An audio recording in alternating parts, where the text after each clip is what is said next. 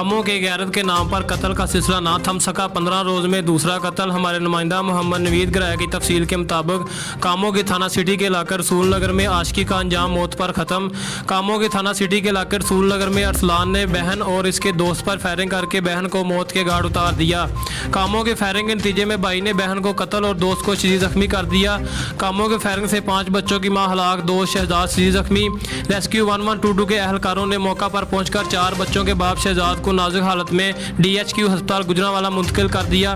Police ने हलाक होने वाली 5 बच्चों की मां की डेड बॉडी तहवील में लेकर सिविल अस्पताल कामों के मुंतकिल कर दी। पुलिस के मुताबिक मकतूला किरण ने शहजाद को मिलने के लिए घर बुलाया था।